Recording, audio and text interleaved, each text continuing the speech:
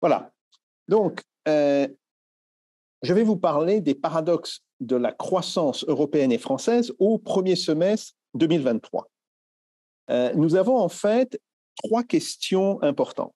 Première, alors que l'Union européenne et la zone euro sont entrées en récession, alors que l'économie elle-même est entrée en récession, comme on va le voir, à quoi est dû le maintien de la croissance française?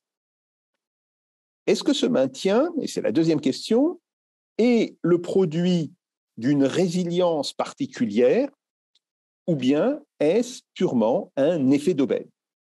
Et enfin, une troisième question, doit-on considérer que cette croissance est l'équivalent d'un effet, je dirais, autoréalisateur, qu'on appelle en économie un effet bootstrap, ou bien serait-elle le résultat, le produit de la part des services dans l'économie française, part que l'on s'accorde aujourd'hui à trouver excessive?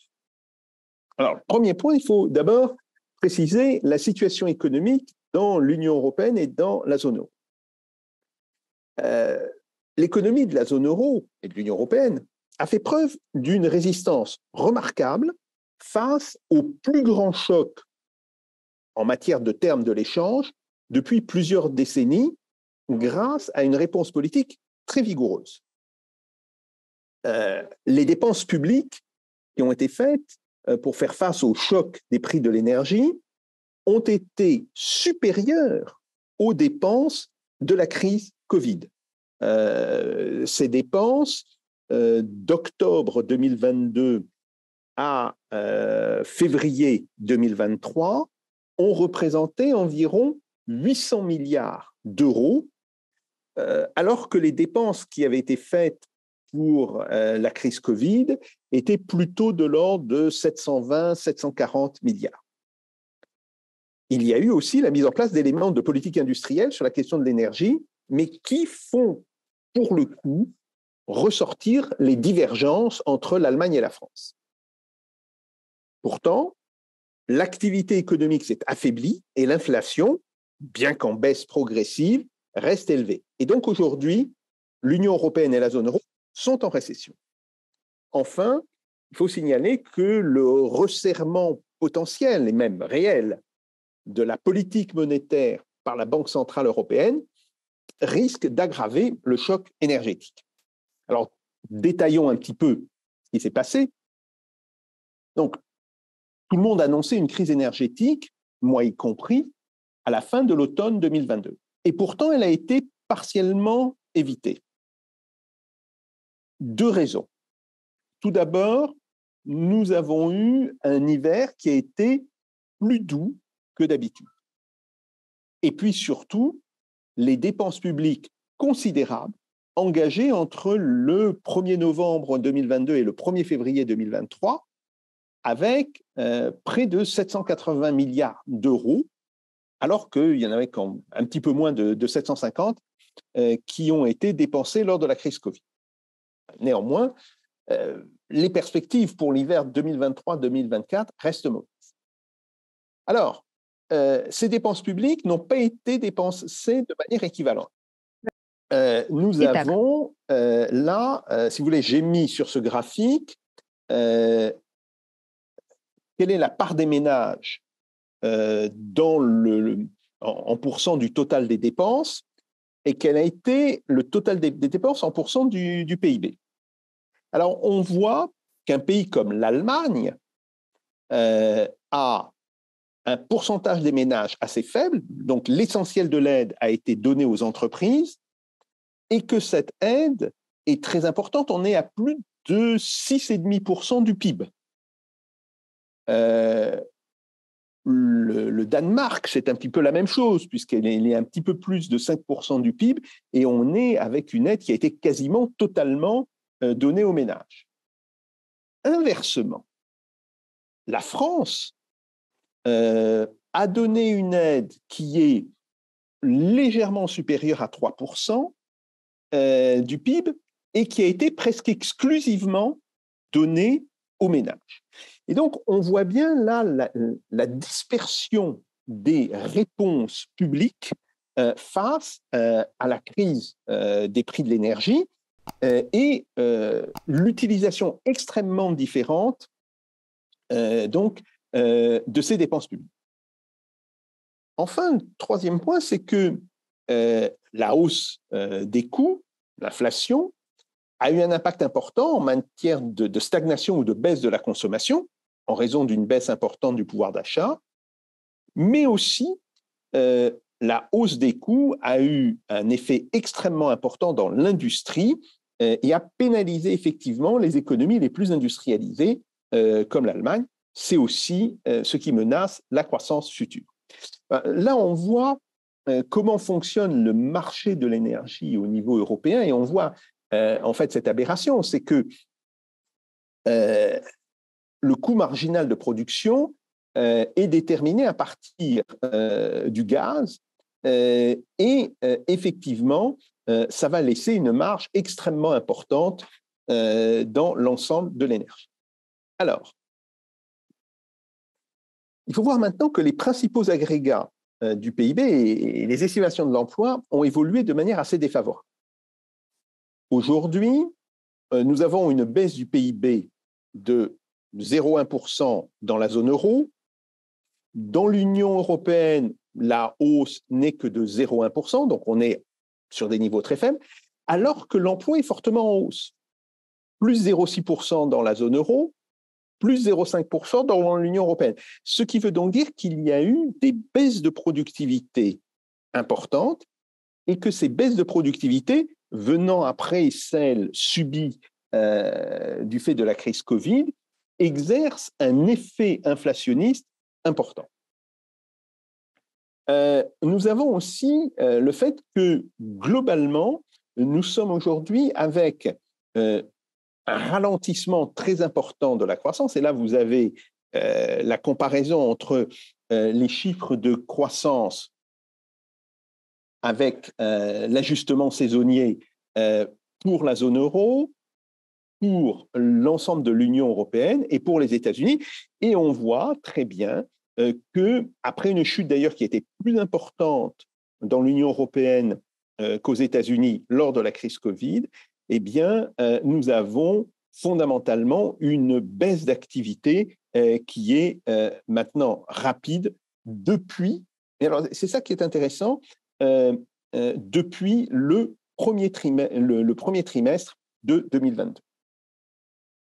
Alors on voit bien en analysant les statistiques que l'effet de ralentissement concerne avant tout les pays du noyau originel de l'Europe, possiblement aussi les pays de l'Europe du Nord, et que le freinage de la croissance a été particulièrement important pour l'Allemagne, en dépit justement du soutien important à son industrie que l'on avait vu dans le premier graphique, ce qui témoigne de l'impact extrêmement brutal de la hausse des coûts de l'énergie sur l'économie allemande. Alors voilà, ça c'est les résultats pour Autriche, Allemagne, Pays-Bas, Grèce, Espagne, France, Belgique, Italie, Portugal. Et on voit effectivement que, à l'exception de l'Espagne et du Portugal, on voit très bien la baisse pour 2022. On voit dans le cas particulier de l'Allemagne, et je tiens ici à remercier deux collègues allemands qui m'ont aidé à faire ces graphiques, on voit que le PIB, alors CVS, ça veut dire corriger des variations saisonnières, hein. Donc c'est désaisonnalisé. Le PIB est à nouveau en baisse et il est repassé sous le niveau de 2019.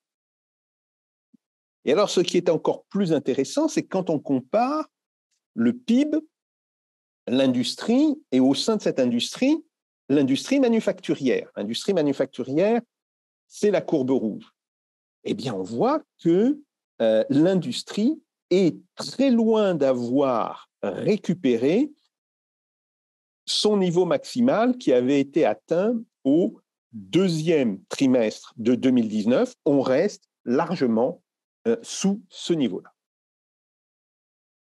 on peut en faire la constatation, si on reprend les statistiques qui ont été données par Eurostat pour le premier trimestre de cette année, et on voit qu'il y a un seul pays important qui reste fortement en croissance, c'est la Pologne. L'Italie a une croissance faible, et après tous les pays un petit peu importants, hein, donc l'Allemagne, la Hongrie, ont des croissances relativement, enfin, sont en dépression, en fait. Et j'insiste sur le cas de la France, avec une très faible croissance, mais une croissance néanmoins. Et c'est là où on aura besoin d'expliquer ce qui se passe dans le cas de la France. Alors, je continue sur l'Union européenne. Donc, on distingue des dynamiques légèrement différentes entre les pays de la zone euro et les pays non zone euro. Et les pays de l'ex-Europe de l'Est ont eu globalement une meilleure dynamique pendant une partie de 2022. Dans l'ensemble, cependant, le quatrième trimestre de 2022 a été marqué par une forte contraction de l'investissement et de la consommation des ménages sous le coup du choc inflationniste qui a évidemment touché à la fois les ménages, bien sûr, mais aussi les entreprises. Et on voit que seul, actuellement, le commerce extérieur permet le maintien d'une certaine dynamique de croissance. Alors, là, nous avons l'analyse des facteurs de croissance pour la zone euro et pour l'Union européenne. On voit que, en fait, pour le premier trimestre 2023 comme pour le quatrième trimestre 2022, c'est essentiellement les exportations, la balance extérieure qui a tiré la croissance, et que ce soit la consommation des ménages ou l'investissement. Alors l'investissement, c'était surtout vrai au quatrième trimestre de 2022, ont vraiment joué un rôle important à la baisse. Et ceci se vérifie aussi sur les pays de l'Union européenne, mais de manière un petit peu moindre. Et ça vérifie le fait que ce sont essentiellement les pays les plus développés et les plus industrialisés qui ont le plus souffert. Alors, ce contexte, qui n'est pas bon, est de plus désormais effectivement soumis à la restriction de la politique monétaire telle qu'elle est opérée par la Banque centrale européenne, ce qui amène à penser aujourd'hui que si la croissance repart au début de 2024, ce sera une croissance faible. Encore faudra-t-il que la hausse des taux décidée par la Banque centrale européenne ne casse pas cette dynamique. Et de ce point de vue-là, j'insiste sur la différence de politique qu'il y a entre la Réserve fédérale américaine et la Banque centrale européenne. La Réserve fédérale américaine a décidé d'arrêter sa hausse des taux, alors que la Banque centrale européenne, elle, poursuit sa hausse des taux. Dernier problème, c'est que si l'inflation diminue, et c'est très clair, puisqu'on est passé d'un taux d'inflation de l'ordre de 8% par an à un taux d'inflation de l'ordre de 5% par an, elle reste néanmoins importante, et surtout, elle n'est que très faiblement réactive à la politique monétaire. Et ça, c'est un point tout à fait important. Alors, regardons maintenant les raisons de la résilience française. Est-ce que c'est un effet d'aubaine ou est-ce que c'est le produit d'une différence structurelle de l'économie française par rapport à l'économie de la zone euro ou par rapport à l'économie de l'Union européenne? Donc, cette résilience, elle est absolument indiscutable. Le fait que l'économie française maintienne une croissance, certes très faible, mais constante, sur le premier semestre 2023, comme sur, et probablement sur, premier semestre 2023, premier trimestre et deuxième trimestre, doit être signalé. Mais il est clair aussi que la dynamique qui était liée aux avantages importants accordés aux entreprises depuis 2017, Alors, ces avantages sont connus. Il s'agit du fameux CICE, les crédits impôts recherche. Bon, donc, on avait une dynamique qui était relativement positive avant 2020. Eh bien, cette dynamique semble cassée.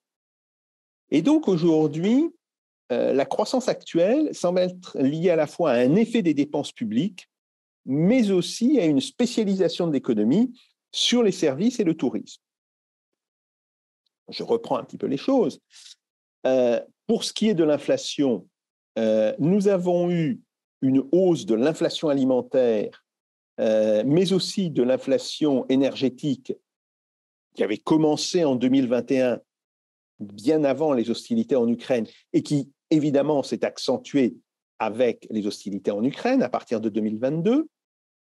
Le prix des matières premières agricoles importées a ainsi fortement augmenté jusqu'à l'été 2022. Et cela se traduit évidemment dans le secteur de l'agriculture et le secteur des industries agroalimentaires. Alors, tout de suite passer au graphique suivant, on le voit, hein, les prix agricoles, c'est la courbe rouge, et on voit que le sommet a été atteint, en fait, vers le mois de mai 2022. Malgré tout, même s'il y a aujourd'hui une légère décrue, on reste très élevé par rapport au niveau qui avait été atteint en janvier 2022. Les prix agroalimentaires à la production, non pas les prix agricoles, mais les prix agroalimentaires, eux continuent d'augmenter. Les prix à la consommation des produits alimentaires, hors ce qu'on appelle les produits frais, continuent d'augmenter. Et cela correspond au fait que même s'il y a une légère baisse du prix des matières premières importées, eh bien, on reste très au-dessus du niveau du début de 2022 et évidemment très au-dessus du niveau de la deuxième moitié de 2021. Alors, est-ce que dans la hausse de l'inflation, il y a effectivement un effet salaire ou est-ce qu'il n'y aurait pas un effet profit? Regardons d'abord les données européennes. Les données européennes distinguent 4 causes de l'inflation: les profits, le coût du travail, donc les salaires essentiellement, les impôts et les prix d'importation. Les impôts ont plutôt joué un rôle négatif dans l'inflation. Bien sûr, les prix des importations ont joué un rôle positif. Mais le point important, c'est que le coût du travail, autrement dit les salaires, n'a pas eu un effet tellement important en dépit de la hausse de l'inflation, alors que la part des profits dans les mécanismes inflationnistes a été très importante. Et on voit, elle ne cesse de monter depuis, grosso modo, la fin de 2021.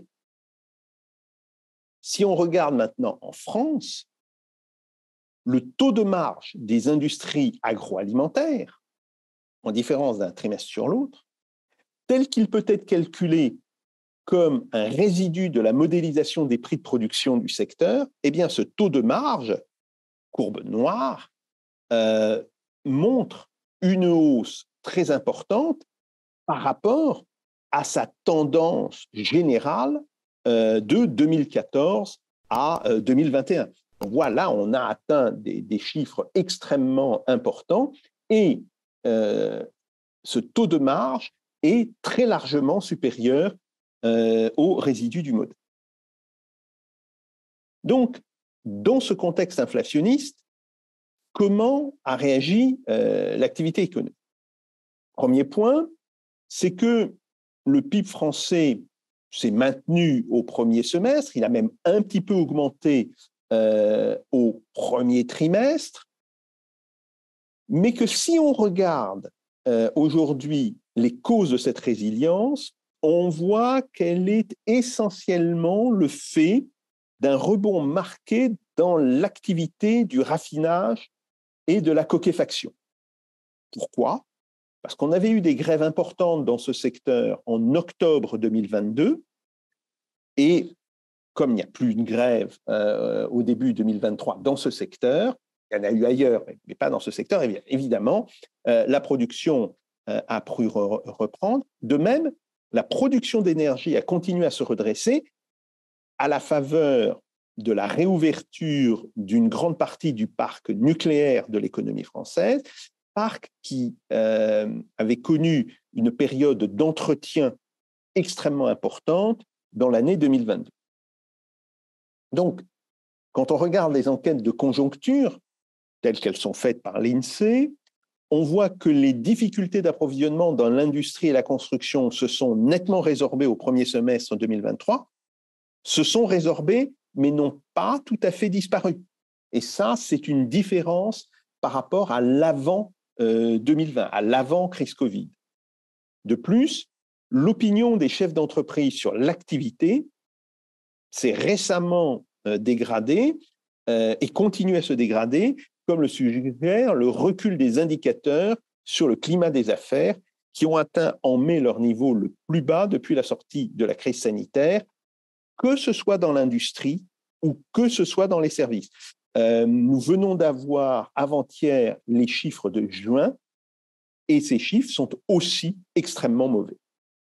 Alors, dans ce contexte qui est plus qu'incertain, la croissance du PIB resterait modeste au deuxième trimestre, malgré la reprise dans la fabrication des matériels de transport et dans l'industrie manufacturière. Et cette activité, en particulier dans l'industrie manufacturière, serait pénalisée par les branches les plus intensives en énergie et aussi à nouveau par l'évolution de la coquefaction et du raffinage qui a été à nouveau affectée par des grèves au mois d'avril. Donc nous avons là les prévisions telles qu'elles sont faites par l'INSEE. Vous voyez la prévision pour le premier trimestre 2022, enfin bon, maintenant c'est un résultat, 0,2%, 0,1% pour le deuxième trimestre, bon, mais la véritable incertitude reste sur le troisième et le quatrième trimestre. Pourquoi? Eh bien, parce que nous avons en réalité toutes les conditions d'une dégradation progressive de la situation. Et de ce point de vue-là, on voit que la consommation des ménages décroît au deuxième trimestre, son rebond au troisième trimestre n'est pas du tout sûr. De même, les dépenses de consommation des administrations, elles sont plus prévisibles puisque c'est le budget de l'État. Elles devraient repartir un petit peu au troisième trimestre. Là encore, il faudra voir quel sera l'impact sur l'activité économique. Je signale enfin que l'investissement, alors excusez-moi, j'utilise la terminologie française, autrement dit la formation brute de capital fixe ou FBCF, eh bien on voit que l'investissement passe en négatif sur l'ensemble de l'année 2023, que ce soit en résultat pour le premier trimestre, mais en prévision pour les trimestres successifs. Et ça, c'est effectivement très inquiétant. Si on regarde l'évolution maintenant des différents secteurs, on voit que l'industrie a plutôt tiré la croissance au premier trimestre, mais que son impact devrait être faible sur le reste de l'année et que la construction, autre secteur relativement important, sera globalement négative. En fait, c'est plutôt dans les secteurs des services que l'on voit le maintien d'un rythme d'activité plutôt soutenu, même si il faut bien le dire, qu'il y a de grandes inquiétudes. Alors, normalement, on s'attendait à une forte hausse de l'hébergement et de la restauration pour le deuxième trimestre. Qu'en sera-t-il au troisième trimestre, compte tenu de l'impact des émeutes qui ont eu lieu ces derniers jours en France? Cela ne peut pas être aujourd'hui complètement calculable.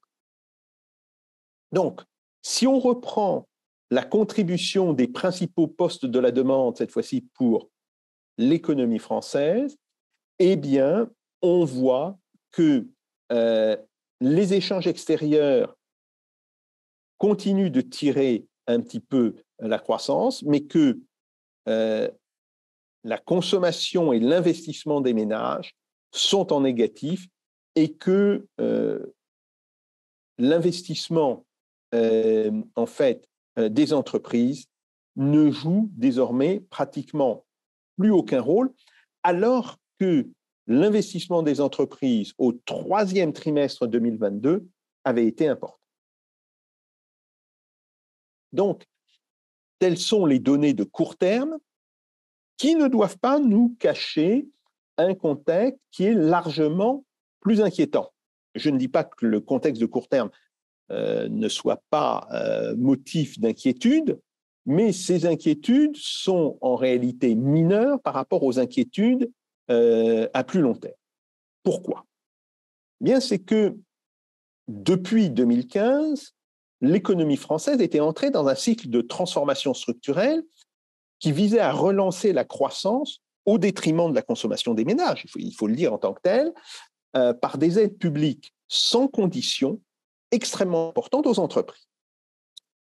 Mais si des résultats importants avaient pu être obtenus de 2015 à 2019, la crise de la Covid semble bien avoir mis un point d'arrêt à cette dynamique. Et là, c'est extrêmement important. Si vous voulez, regardons d'abord l'évolution du produit intérieur brut. Vous voyez, il y a une forme d'accélération qui commence au premier trimestre de 2016 et qui va jusqu'au deuxième trimestre de 2019. Après, bon, il y a la crise de la Covid, ça c'est tout à fait évident, mais la dynamique depuis la sortie de la crise Covid apparaît largement décalée par rapport à la croissance antérieure. Ce que l'on voit ici,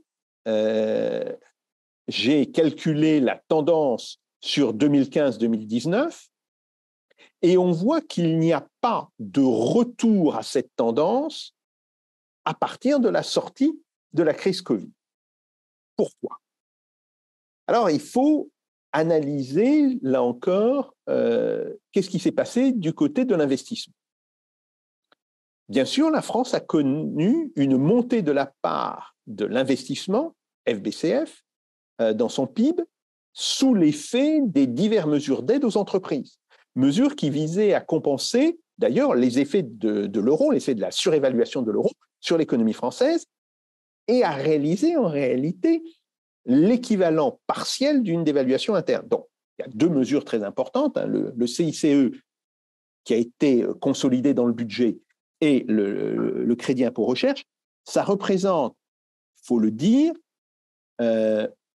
40 milliards d'aides aux entreprises, d'aides indirectes, par des baisses d'impôts ou des baisses de charges, d'aides aux entreprises, 40 milliards par an, c'est-à-dire autour de 1,8% du PIB.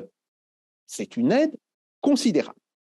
Alors, c'est essentiellement la part des investissements des entreprises non financières, ce qu'on appelle les ENF, qui a augmenté.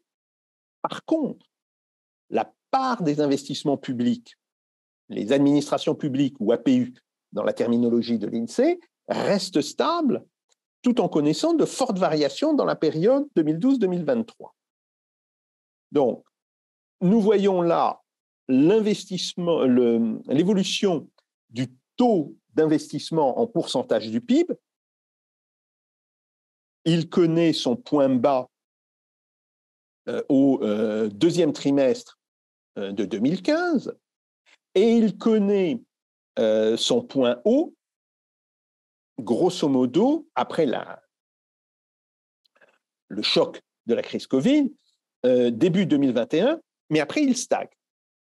Si on regarde maintenant les choses de manière plus précise, l'investissement des entreprises non financières en pourcentage du PIB, lui, ne cesse de monter. Et donc, on voit, il y a bien un effet important des mesures d'aide et des mesures comme, je l'ai dit, le CICE ou le crédit d'impôt recherche pour les entreprises.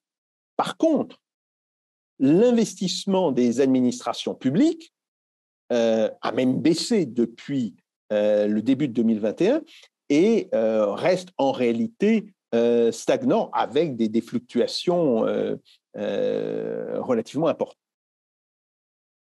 Ce qui pose aujourd'hui un problème parce qu'il y a une pression très forte pour reprendre des investissements importants dans les services publics et évidemment les émeutes de la semaine dernière sont d'une certaine manière un signal d'alerte comme quoi le gouvernement est allé trop loin dans la réduction des investissements pour le secteur public.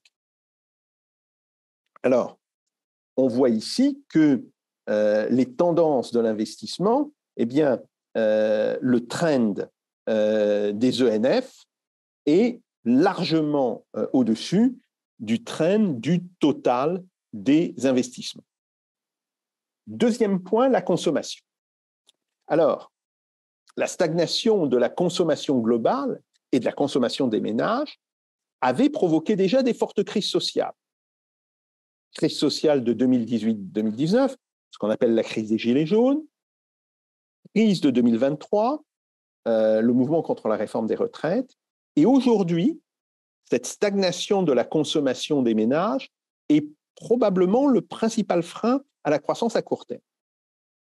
Par ailleurs, la consommation des ménages a été très durement affectée par l'impact de l'inflation depuis le début de 2022, et en particulier dans sa composante dite « reste à vivre ». Alors, c'est un concept qu'a développé l'INSEE depuis maintenant plusieurs années, qui consiste à regarder qu'est-ce qu'il reste dans les budgets des ménages une fois qu'ont été payés ce qu'on appelle les consommations contraintes, les loyers ou les intérêts sur les emprunts sur le logement, les frais de transport, les frais de communication. Grosso modo, ça inclut deux grands postes, la hausse des prix alimentaires, enfin les prix alimentaires et évidemment l'impact de la hausse des prix alimentaires et les prix de l'énergie et donc la hausse des prix. Et on voit bien que de ce point de vue-là, la nature de l'inflation qui a touché essentiellement les prix alimentaires, comme je l'ai montré tout à l'heure, et évidemment les prix de l'énergie, a un impact extrêmement important sur la consommation des ménages. Par ailleurs, il faut constater une faiblesse de la hausse des salaires nominaux, en dépit d'un marché du travail que l'on dit tendu. Mais l'est-il réellement? J'avoue que j'ai quelques doutes sur les chiffres qui sont présentés par le gouvernement. Quand on regarde les chiffres de l'INSEE, on voit qu'en fait,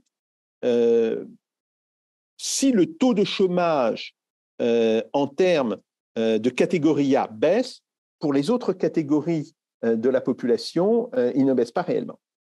Et donc, ça veut dire que le salaire réel s'est largement contracté et essentiellement, par ailleurs, sur les bas salaires. Alors là encore, on voit l'évolution de la consommation, le trend de la consommation des ménages est largement sous le trend de la consommation générale. Et donc, il y a bien un problème en matière de consommation des ménages. Alors, la question se pose donc de savoir si la dynamique entamée en 2015 est capable de renverser la tendance à la désindustrialisation de la France, ce qui est un phénomène qui s'étend sur 4 décennies.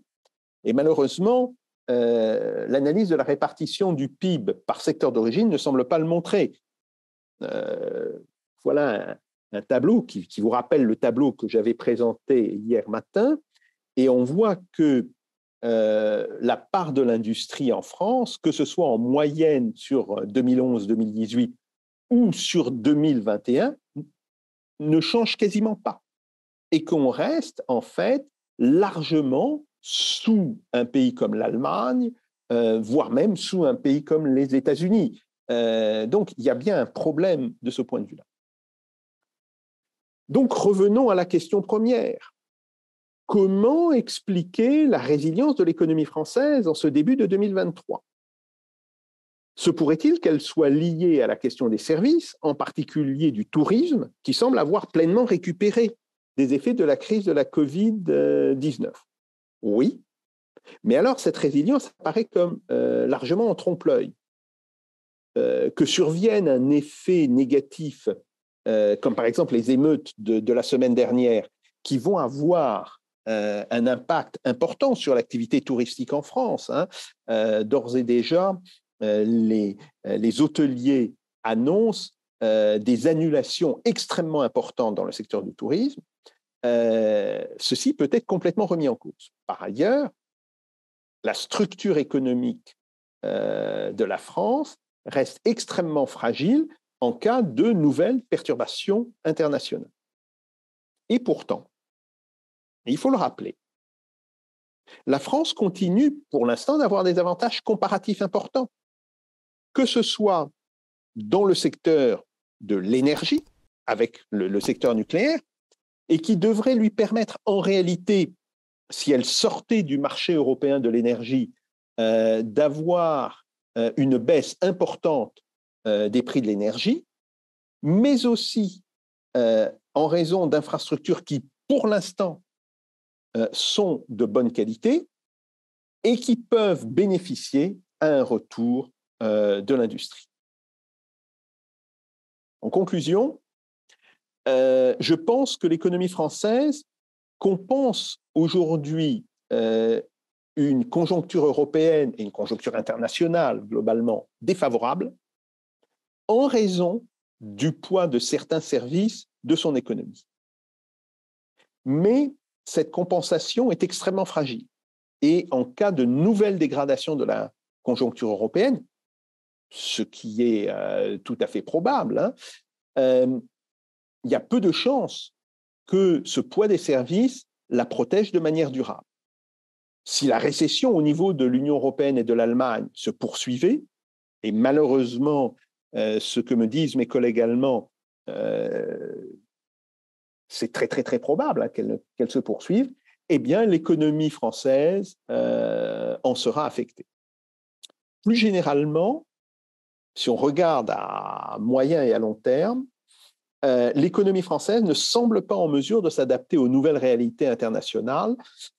Et de ce point de vue-là, l'échec du processus de réindustrialisation, pour l'instant, nous ne savons pas ce qui va se passer dans les 5 prochaines années, évidemment, mais pour l'instant, nous sommes obligés de constater un échec, signe plutôt cette espèce d'incapacité de s'adapter aux nouvelles réalités internationales. Et donc, à cela, il faut ajouter le fait que la stratégie du gouvernement, qui a, de manière très claire, même s'il ne le dit pas, mais de manière très claire, décidé de privilégier les entreprises au détriment de la consommation des ménages. Par ailleurs, cette stratégie du gouvernement continue de faire planer le risque d'une crise sociale majeure en France et donc d'un impact majeur sur l'économie française. Voilà. Je vous remercie.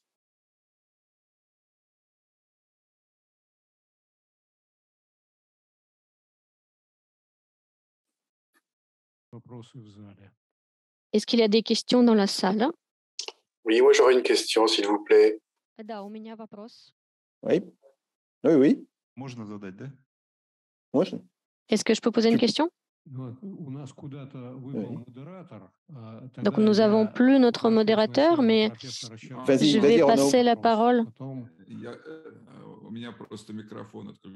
Oui, je vous demande pardon, j'ai coupé mon micro sans le vouloir. Donc, nous allons passer aux questions de la salle d'abord et ensuite à M. Bouchard. Donc, merci beaucoup, cher Jacques. Merci beaucoup pour votre intervention très intéressante. Moi, je voulais revenir vos premiers slides où vous parliez de l'économie de l'UE.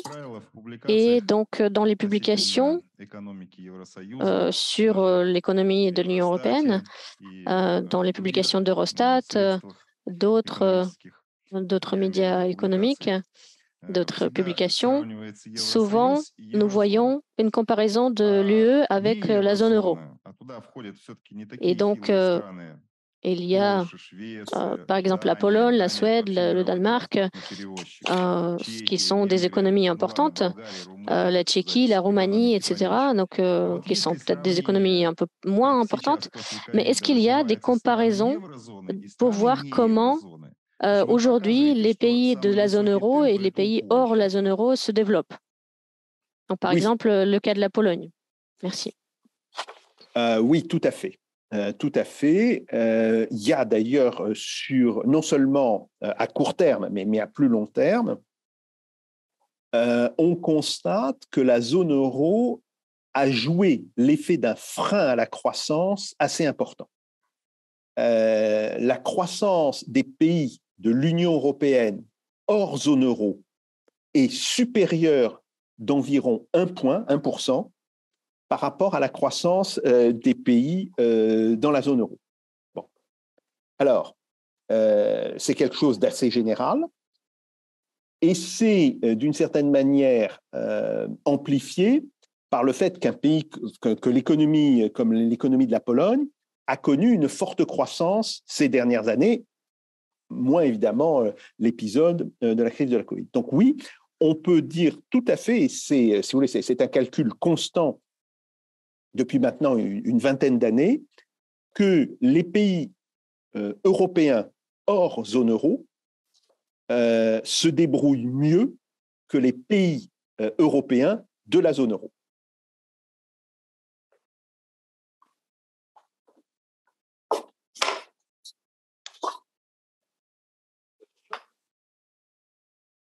Renaud. Oui, bonjour Jacques, bonjour chers collègues. Est-ce que vous m'entendez? Oui, on t'entend. Parfait. Ma question est une question qui est assez précise. Elle est très violente, mais à mon avis, elle pose le problème au regard en fait de cet excédent exposé et un avenir un peu sombre que nous connaissons actuellement en France tel qu'il est prévu. Voici la question. Est-ce qu'un changement de pouvoir en France serait-il de nature à relancer la croissance du pays, à augmenter les avantages comparatifs dont la France dispose encore, à relancer le plan de restructuration de l'industrie qui est actuellement en panne, et tout simplement à réadapter la France aux réalités internationales? Bon. Renaud, la question se pose de manière un petit peu différente. Oui. Aurons-nous un changement de politique économique ou pas? Que ce changement s'accompagne ou ne s'accompagne pas d'un changement politique.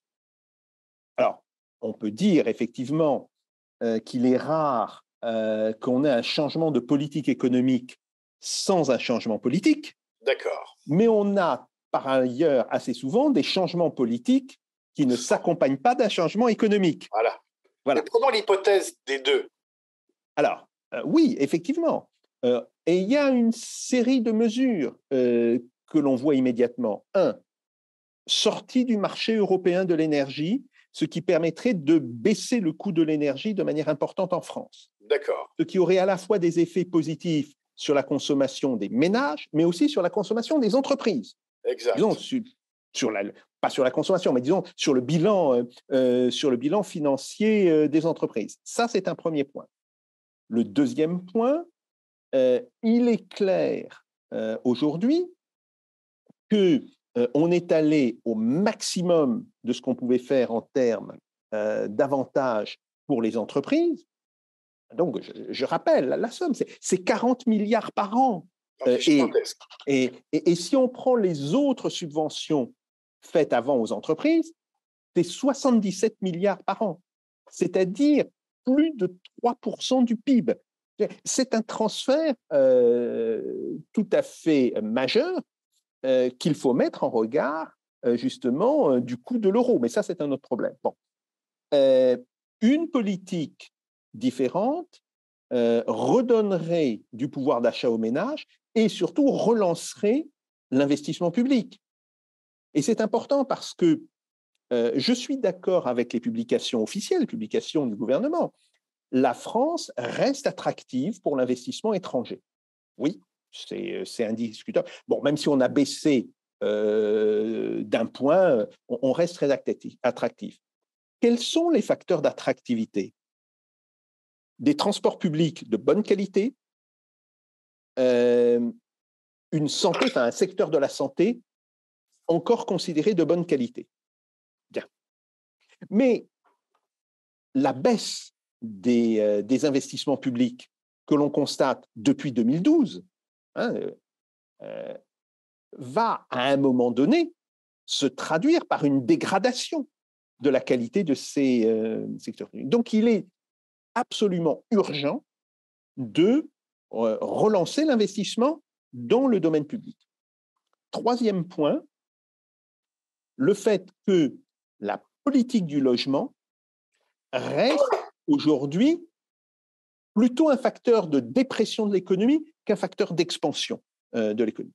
Donc, on voit bien les points sur lesquels on peut jouer, mais ce que l'on ne voit pas, c'est la mise en place, je dirais, d'une politique économique cohérente dans ce domaine.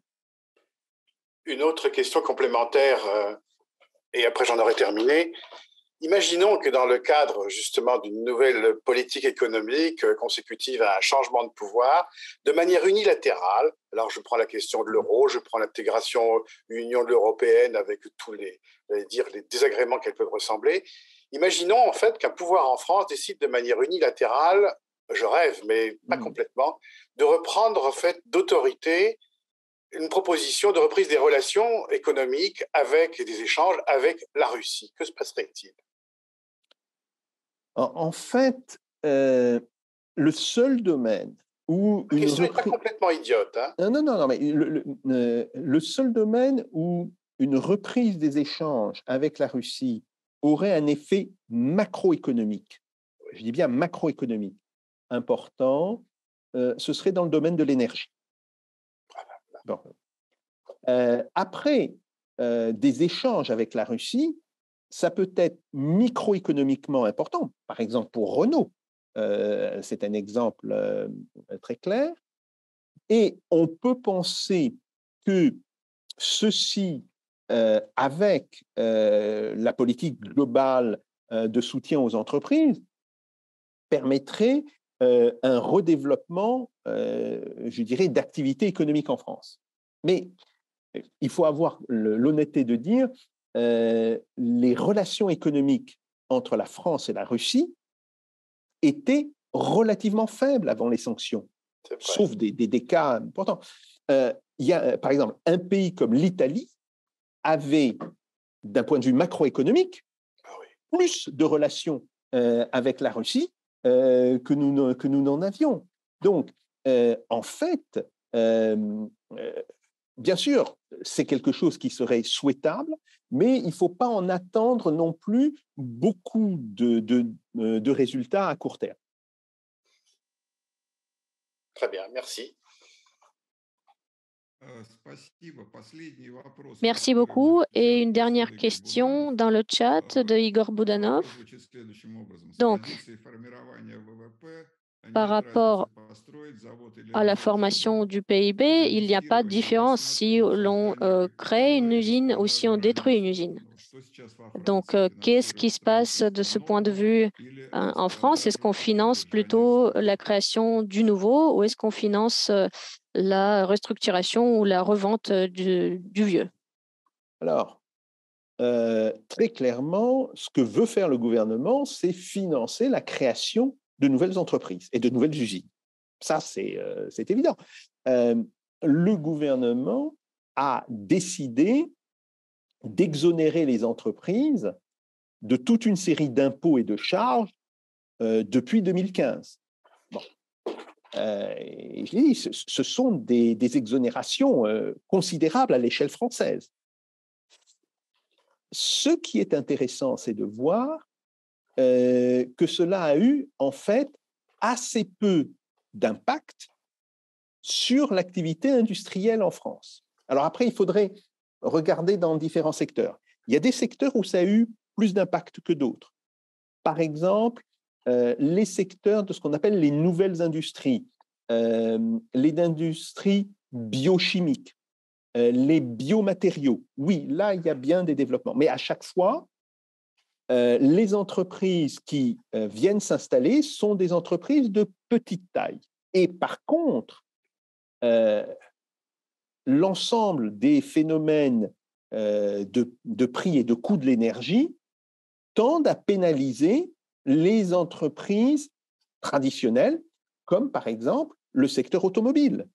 Le secteur automobile en France a un vrai problème que le gouvernement cherche à résoudre avec le développement de l'industrie de la voiture électrique. Bien. Et c'est vrai, il y a de très beaux projets pour le développement de ce qu'on appelle une zone de la voiture électrique dans le nord de la France. Mais là encore, cela ne pourra fonctionner que tant que le gouvernement continuera d'apporter des subventions à ce secteur. Donc, le problème que je pose, c'est nous avons eu à peu près 8 ans de politique de subvention. Nous aurons une politique de subvention qui va durer encore pendant plusieurs années et nous avons globalement assez peu d'impact. Donc, il faudrait peut-être réfléchir à ce qui limite cet impact. Et est-ce que, de ce point de vue-là, il ne faudrait pas dévaluer la monnaie française? Alors, c'est impossible puisque nous sommes dans l'euro, mais est-ce que le problème n'est pas un problème de surévaluation du taux de change? Et je renvoie là aux calculs qui ont été faits par le Fonds monétaire international, qui sort tous les ans un document qui s'appelle External Sector Report et qui indique que pour la France, le taux de change est probablement surévalué de 20%. Donc, là, il me semble qu'il y a un véritable problème.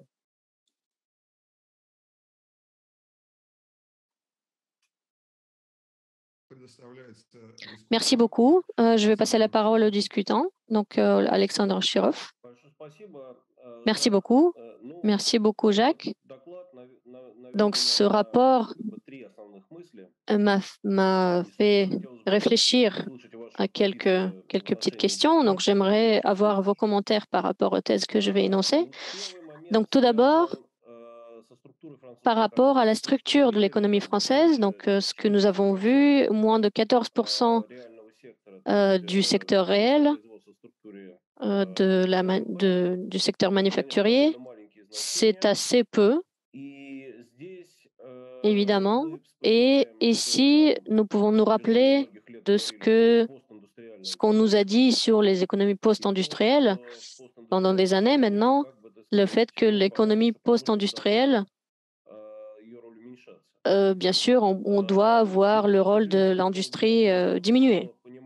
Et après, nous avons compris à un moment donné qu'il y a une certaine limite parce que l'économie a quand même besoin de ressources primaires et ces ressources sont formées par les secteurs d'économie. Donc, bien sûr, ils sont présents dans l'économie française et l'économie russe.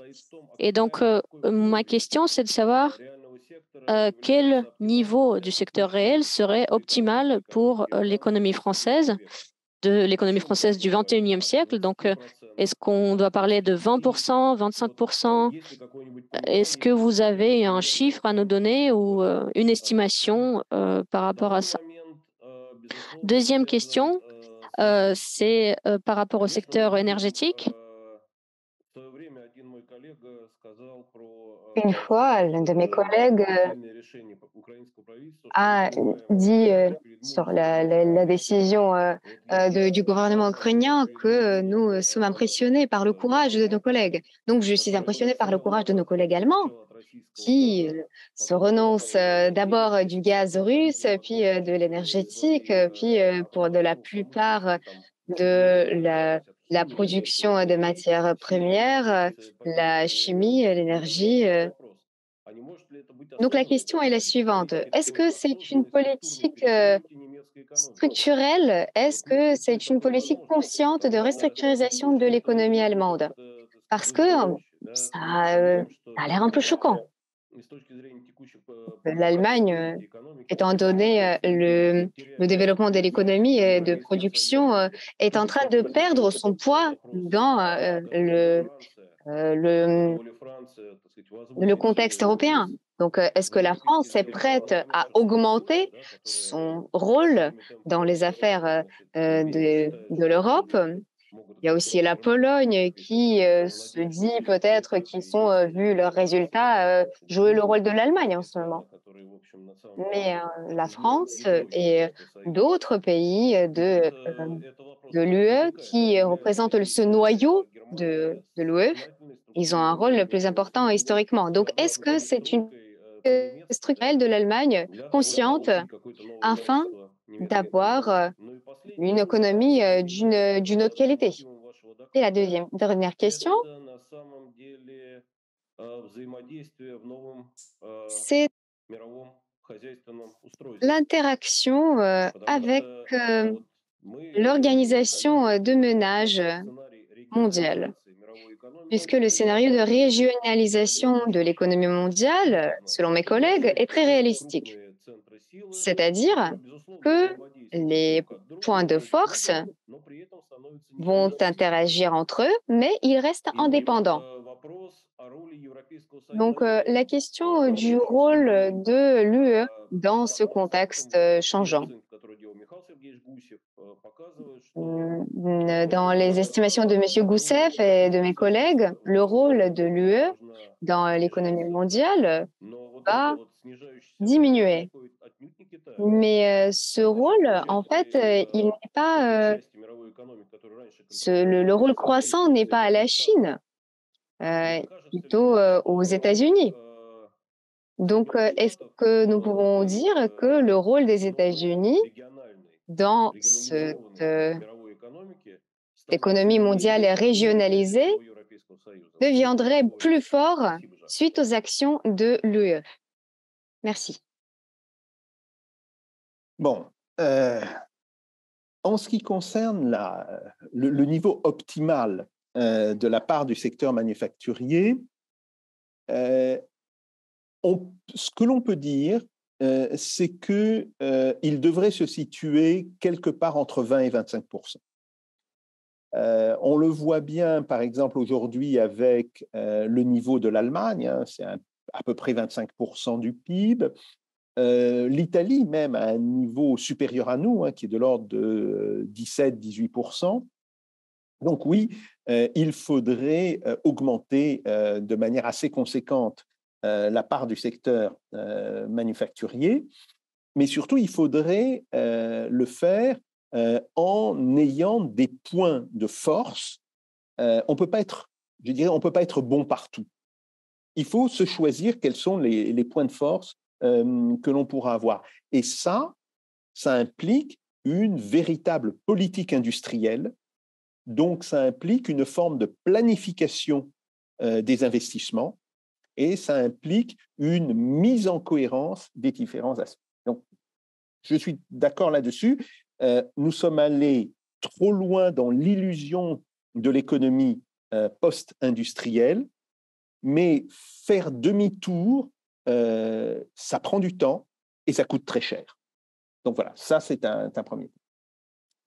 Après, dans le secteur de l'énergie, la politique allemande est incohérente. Je le dis comme je le pense, elle est incohérente. Pourquoi? Si cette politique vise avant tout le problème de la pollution, ce qui est la politique officielle, qui dit oui, nous avons une politique consciente de verdir l'économie allemande. Alors, remplacer du gaz par du charbon et de la tourbe, excusez-moi, c'est idiot. C'est idiot. Le charbon est beaucoup plus polluant que le gaz et la tourbe est encore plus polluant que le charbon. Donc, par ailleurs, l'Allemagne fait pression sur la France pour que la France diminue la part de l'énergie nucléaire que nous avons. Et ça aussi, c'est idiot, car au moins, la France pourrait vendre une énergie décarbonée à l'Allemagne. Donc, en fait, on est plus sur des décisions politiques de court terme que sur une logique économique. Et ça me semble extrêmement important de comprendre. Les gouvernements allemands, depuis ces dernières années, ont tous été des gouvernements de coalition. Et le poids des écologistes, des Verts, des Grünen en Allemagne, ce poids est essentiel, que ce soit pour une coalition avec les chrétiens démocrates, la CDU, ou que ce soit pour une coalition, comme aujourd'hui, avec les sociodémocrates du SPD. Et donc, à chaque fois, le gouvernement cède à son partenaire mineur, mais sans lequel il n'a pas la majorité. Donc voilà, ça c'est un problème spécifique de la politique allemande et très clairement, là, il y a une domination du politique sur la logique économique qui a des effets tout à fait négatifs. Et c'est directement lié à ta troisième question. Alors, en réalité, je pense que, et je pense l'avoir montré hier, le bloc Union européenne plus États-Unis continue de baisser. Donc, les États-Unis ne vont pas tirer profit complètement de la baisse de l'Union européenne. Mais c'est vrai que les États-Unis vont récupérer une partie de l'activité perdue par l'Union européenne. Donc, nous allons avoir un ensemble qui va baisser dans le PIB mondial. Hein, si on prend le total États-Unis, Union européenne, il va continuer de baisser, mais au sein de ce total, la part des États-Unis va plutôt augmenter alors que la part de l'Union européenne va, elle, baisser plus rapidement. C'est tout ce que l'on peut dire. Et donc, ça pose un véritable problème de la survie d'une industrie et d'une économie en Europe. Et on le voit bien, c'est là encore essentiellement la question des prix de l'énergie. Parce que les prix de l'énergie ont été modifiés de telle manière que non seulement ça a eu évidemment des effets très négatifs sur la capacité de consommation des ménages, bon, c'est une évidence, mais à long terme, cela détruit les secteurs de l'industrie qui sont très intensifs en énergie, et ça va pousser une partie de ces secteurs à se délocaliser vers les États-Unis. Donc là aussi, c'est un énorme problème. Et on ne pourrait le résoudre qu'à travers une politique au niveau de l'Union européenne de développement rapide de l'industrie nucléaire. Sauf que l'Allemagne, justement, fait obstacle à ce type de politique. Et c'est là où on a quand même l'incohérence allemande. C'est que les intérêts économiques de l'Allemagne, c'est d'avoir une énergie, une électricité à bon marché. Bon, ils ne veulent pas de centrales nucléaires, c'est leur problème. Mais comment ils acceptent l'électricité nucléaire des autres pays, dont la France? Mais non, ils veulent que les autres pays se suicident avec eux. C'est, je vais utiliser une expression qui est une expression typique des psychanalystes. Les psychanalystes parlent de formes suicidaires qui sont des formes suicidaires où on essaye d'embarquer tout le monde dans sa stratégie suicidaire. Bon. C'est exactement ce qui est en train de se passer en Allemagne. L'Allemagne se suicide économiquement, mais elle veut en plus entraîner les principaux pays d'Europe dans son suicide. Et ça va poser à un moment donné un problème majeur au sein de l'Union européenne. C'est ce qu'on appelle ça s'appelle en psychanalyse le suicide altruiste. Hein? Et bien voilà, l'Allemagne, économiquement, est en train de faire un suicide altruiste.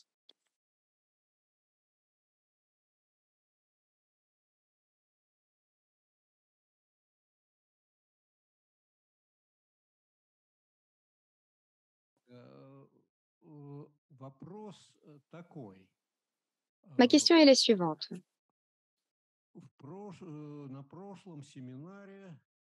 Lors de notre séminaire précédent, vous avez dit que actuellement, on a vu une renaissance des idées de planification indicative en France et on a même recréé la Commission nationale de planification. Et vous avez même publié un très bon article à ce sujet dans le magazine Expert en Russie. Donc, ma question, quand vous avez parlé de la croissance économique en France, à votre avis, est-ce que cette planification indicative a déjà joué son rôle dans cette croissance ou ce n'était que des conversations et l'économie française continue à fonctionner dans le même régime, si vous voulez, qu'avant? Alors, il faut savoir, et je l'avais dit, que ce soit dans le livre ou dans l'article, que le Haut Comité à la planification, c'est comme ça qu'il s'appelle, n'a pas de compétences en planification. C'est paradoxal, mais c'est comme cela. Le Haut Comité en planification ne s'occupe que de faire des études économiques. Et donc, cela répond à ta question. De fait, il y a toujours un débat important en France sur la question de la planification, mais nous sommes toujours au même point où nous étions il y a 2 ans. Autrement dit, on n'a rien fait dans ce domaine. Je voudrais ajouter une chose. Les études qui sont faites par le Haut Comité au plan ne sont pas mauvaises par ailleurs, mais simplement, il y a déjà beaucoup d'organismes qui sont chargés de faire des études sur l'économie, et donc, ils n'apportent pas grand-chose globalement à notre connaissance de l'économie.